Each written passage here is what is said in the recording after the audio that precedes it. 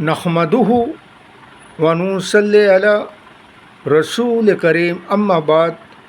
पश्चिम बंगला राज्यों वाली India मुजद्दिदिया mission सर्वधर्मों सम्मेलन कमेटी के सदस्यों हैं हम मोहम्मद आसिफ। इसके अलावा सर्व भारतीय जातीय कांग्रेस नेशनल इंडिया गठबंधन पश्चिम बंगला राज्य कांग्रेस कमेटी के सदस्यों हैं हम हिंदू मुस्लिम सिख ईसाई जैन ख्रिस्टन आदिवासी दलित हम सब है भाई भाई।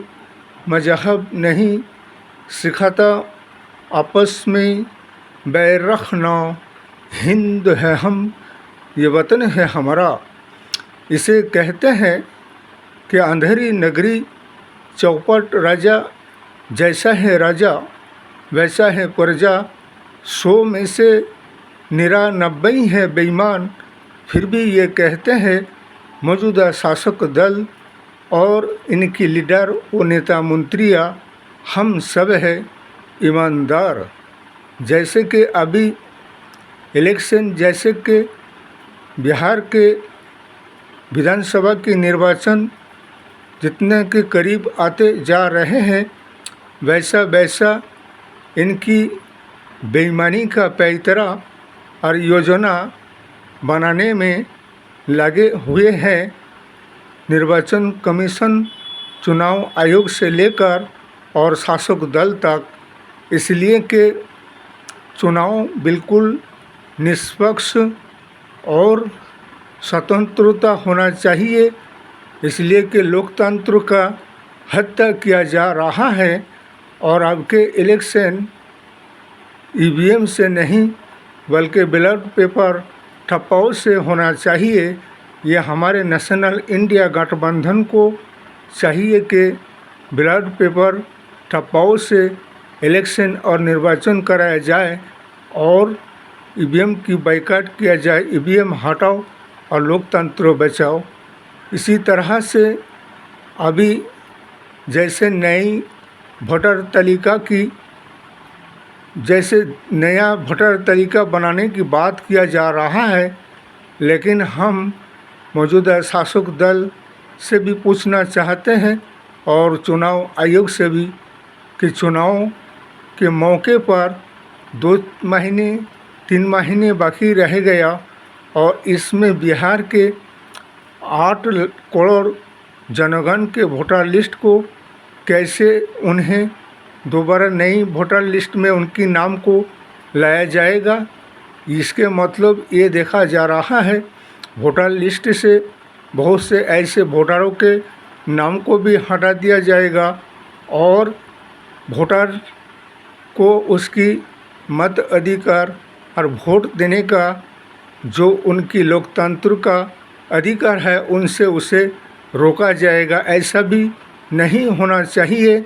जो मर गए, दुनिया से विदाई लिया, उनके वोटर लिस्ट से नाम काटेगा, लेकिन बहुत से ऐसे जीवित होने के बावजूद में भी उन्हें वोट देने से रोका जाता है। यही तो शासन व्यवस्था और चुनाव आयोग और निर्वाचन कमीशन है।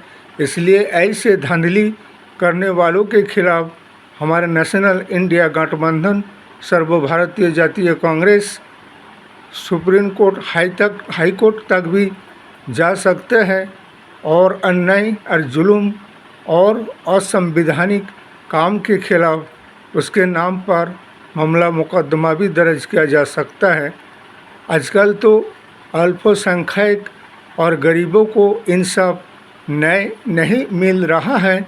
जैसे कि हमारे पश्चिम बंगला राज्यों में ममता बंदोपाध्याय का शासनकाल की जो बात है, आजकल तो ऐसे भी बहुत से कुछ ऐसा घटना देखने को मिलता है। जैसे कि अभी बीते 2-1 दिन की बात है, एक गरीब शख्स को उसके घर से बुलाकर लेकर जाते हैं।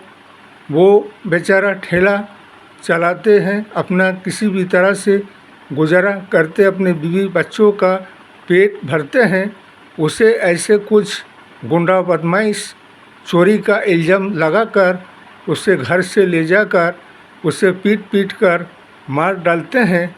और पश्चिम बंगला आइन कानून प्रशासन व्यवस्था उनकी इस कदर लापरवाही है, उन्हें उनकी परिवार वाले जब थाने में रिपोर्ट करने जाते हैं तो उसका रिपोर्ट भी नहीं लिया जाता है और ना उसका डायरी लिखा जाता है। तो फिर इसके मतलब राज्य सरकार का पुलिस प्रशासन भी किस कदर लापरवाही से अपना दायित्व कर्तव्य पालन कर रहे हैं। इसके मतलब शासन व्यवस्था नाम का कोई चीज़ नहीं रह गया हो।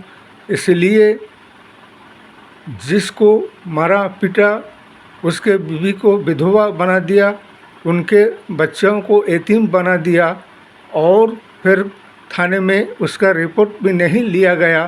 तो ऐसे दुष्कृति और गुंडा बदमाशों के खिलाफ ममता बंदोपाध्याय को कार्रवाई करना चाहिए और उस बेचारा गरीब के परिवार वालों को मुआवजा भी देना पड़ेगा व चाहिए, वरना ये कैसा दुर्शासन और भ्रष्टाचारी गुंडागर्दी शासन चल रहे हैं, ये सब बिल्कुल गलत है। वरना जो जनगण तुम्हें वोट देकर 15 साल के लिए मुख्यमंत्री बनाया है तो वो जनगण फिर तुमसे दूर होने में भी समय नहीं लगेगा। इसलिए हमारे नेशनल इंडिया गठबंधन सर्वभारतीय जातीय कांग्रेस से हमारा यही कहना है, हम हमेशा जनगण के अधिकार के लिए, हक के लिए, इंसाफ के लिए, न्याय के लिए और उन्हें न्याय दिलाने के लिए बात करते हैं और करेंगे और करते ही रहेंगे और देश और समाज और राष्ट्र चलेगा संविधान से, आइन से, कानून से, इंसाफ से और न्याय से, बल्कि ऐसे दुर्शासन और भ्रष्टाचारी से नहीं। इस वीडियो को ज़्यादा से ज़्यादा लाइक दीजिएगा, शेयर कीजिएगा, सब्सक्राइब दीजिएगा। जय हिंद, जय भारत।